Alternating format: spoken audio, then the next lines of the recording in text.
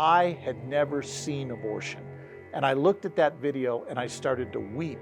And I thought to myself, Scott, you are no different than the priest and the Levite in the parable of the Good Samaritan who passed by on the other side.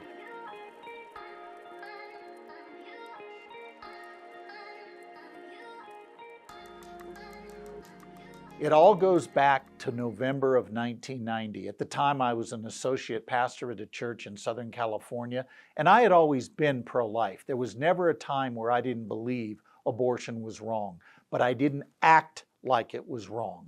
And the local pregnancy center director, God bless her, never gave up on me. And even though I was busy being an associate pastor, she would bug me to come get involved with their ministry. And her persistence paid off, because she invited me to a Saturday morning breakfast for pastors where there were supposed to be 100 of us there because it was a district-wide event. And she ordered all this food, got a big auditorium, and I showed up that Saturday, finally agreeing to come see what her ministry was about. And it was me and 4 other pastors and their wives. That's it. And here we were in this big auditorium, and thankfully the speaker that day, a guy by the name of Greg Cunningham, didn't let that deter him from delivering a powerful pro-life presentation. And I thought to myself as I listened to Greg, who was a lawyer, I thought, I like this guy. He's intelligent, he's smart, he knows the legislative ground that we're dealing with, he's logical, and he doesn't hurt the brain to listen to. And I really enjoyed that. But then he did something that changed my life forever. He showed an 8-minute video depicting abortion. I had never seen abortion. And I looked at that video and I started to weep.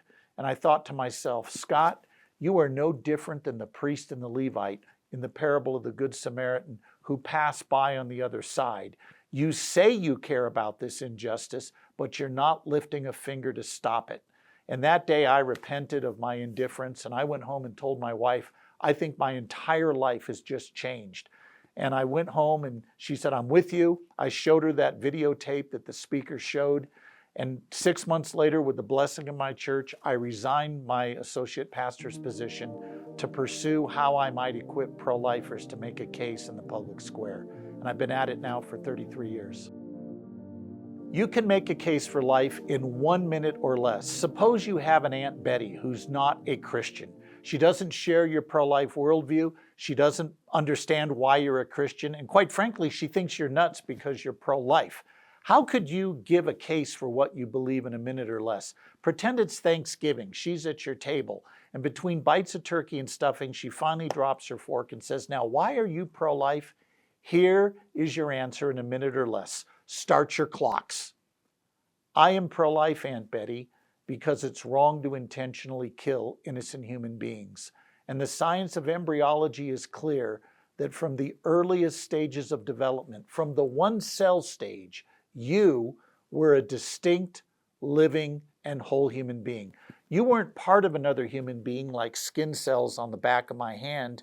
You were already a whole living member of the human family, even though you had yet to grow and develop. And you know what else, Aunt Betty? There's no essential difference between you, the embryo, and you, the adult, that would justify killing you back then. Differences of size, level of development, environment, and degree of dependency are not good reasons for saying we could kill you then, but not now.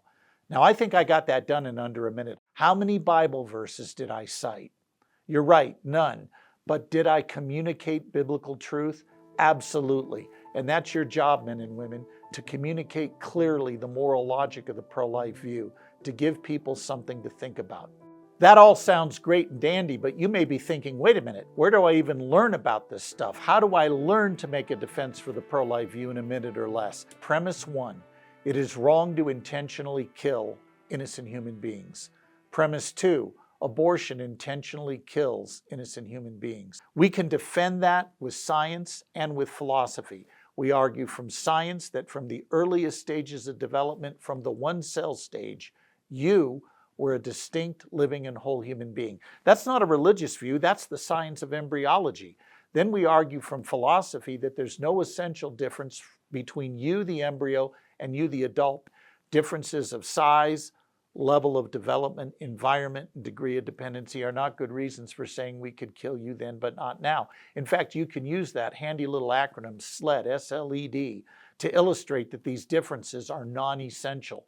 Size, there's your S in that SLUT acronym. You were smaller as an embryo, but since when does body size determine value? Men are generally larger than women.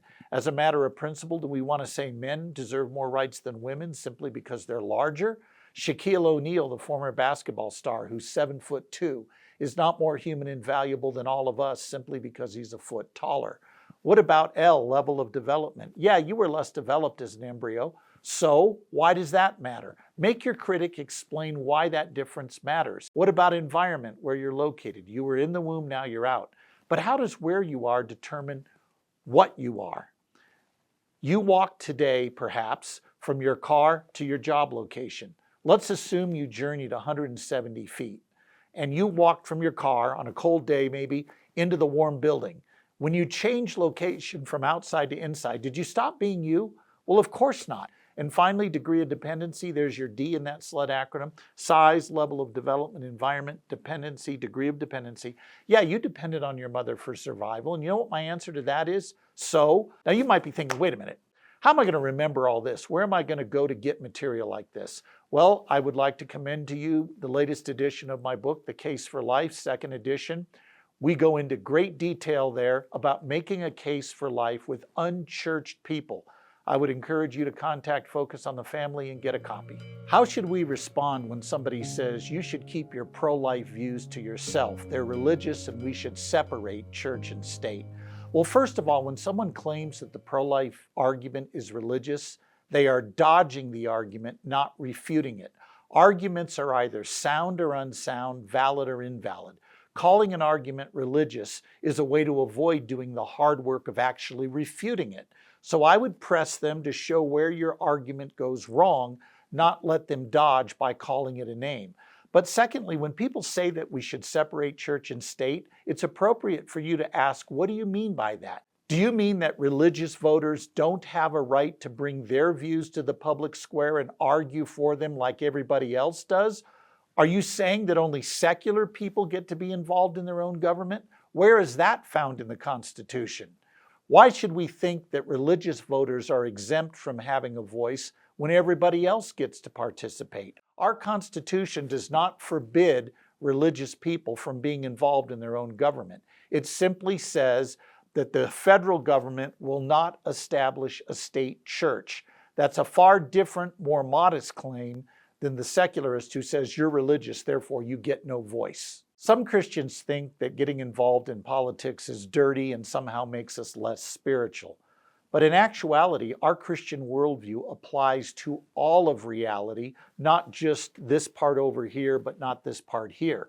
Our worldview should be universal. It applies to all of reality, including our politics, how we act in the voting booth. And what Christians should aim to do when they engage politically is limit evil and promote the good insofar as possible, given the cultural realities crashing in on us. One thing you might hear when you're out on the street or talking to a colleague at work or maybe a classmate at school is the accusation that you're not really pro-life, you're just pro-birth. And the argument goes like this: if you were really pro-life, you'd care as passionately, as vigorously for immigrants, refugees, and the poor as you do unborn humans. But you don't give equal attention to those other issues. Therefore, you're not legitimately pro-life, you're just pro-birth. This objection, though it's popular, is severely flawed, and let me explain why. It's flawed because, number one, it's unfair. Imagine if somebody went to the American Heart and Lung Association and said, you know what, you're not really a true medical organization because you only focus on one area of disease, the pulmonary area. You don't focus on diabetes, you don't focus on cancer, you're not focusing on Crohn's disease, lupus, or any other illness. You're just focused on heart and lung issues. Therefore, you're not legitimately a medical organization, because if you were, you'd care about all diseases, not just one area. Anybody that said that to the American Heart and Lung Association would be laughed off the stage. Pro-life organizations around the world are helping women with unplanned pregnancies. They're helping them with baby clothes. They're providing parenting classes and medical aid and assistance to these mothers. It's simply a myth that pro-lifers don't care. The violinist argument was first put forward by Judith Jarvis Thomson in 1971 in an essay entitled A Defense of Abortion. Here's what Thomson said. She said, "Let's grant, for the sake of argument, that the unborn are human beings from conception. Let's also grant that they are persons with a right to life. Nevertheless, even if they are human and even if they are persons with a right to life, it does not follow that you can force one human to sustain the life of another if the host human wishes to withhold that support." And Thomson went on to argue in her violinist argument that abortion, properly understood, is merely the withholding of support, not intentional killing. And she used an analogy to try to make that clear. She said, imagine you wake up one morning and find yourself surgically connected to a world-famous violinist who's been put there by the Society of Music Lovers. And you wake up and you're trying to disconnect yourself and the doctor yells at you, "Hold it, stop.